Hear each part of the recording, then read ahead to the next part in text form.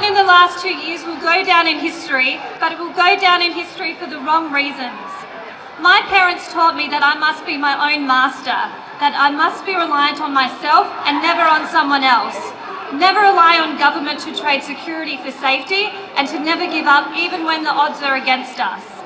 Freedom means we must be able to defend ourselves. Freedom means we must be able to defend our families. Freedom means we must be able to defend freedom. We have a fundamental right to speak freely, to gather freely, to make our voices heard. We need a fundamental way to defend that. We have seen what can happen when they take our rights away. We all know that McGowan is addicted to power, but it's not just him. This federal government has been missing in action for 2 years, with ScoMo declaring vaccines would never be mandatory in Australia, while watching McGowan mandate 75% of our workforce be triple jabbed. McGowan, ScoMo and Albo are weak, spineless men.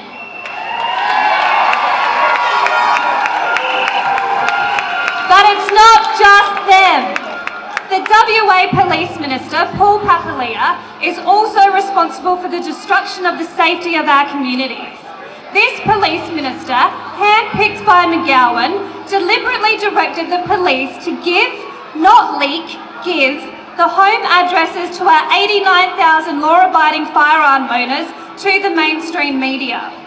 Papalia and McGowan's propaganda machine published this highly sensitive information on a map on the front page of the newspaper, clearly showing the location of where gun owners live and keep our guns. This police minister is responsible for giving a shopping list of legal guns to criminals who could break into our homes and steal our private property at any given moment. Our homes are our castles and where we should feel the safest, where we lay our heads down and go to sleep at night in peace, where we are most comfortable being with our families and being ourselves. While guns aren't for everybody, these firearms are in the hands of people who are the most responsible and upstanding members of society, because we have to be in order to keep our licence. The reason why we are in the position we are in right now is because of government overreach. We all know this didn't begin in March 2020.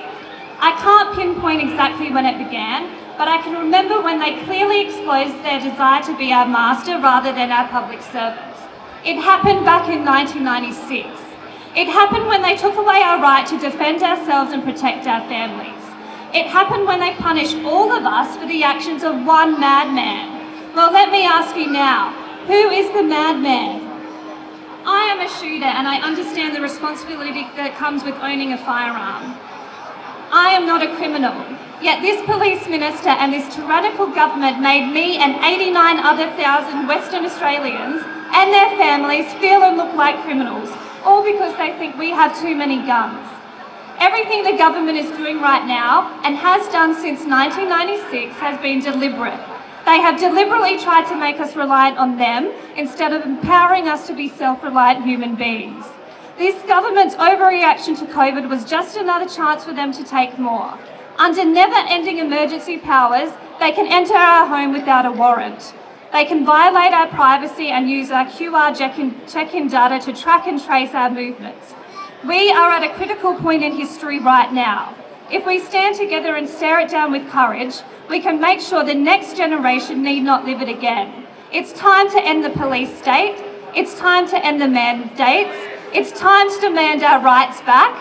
My name is Kate Fantinel and I am running in the Senate for the Liberal Democrats. This is the most important election of our generation. The time to rise up is now.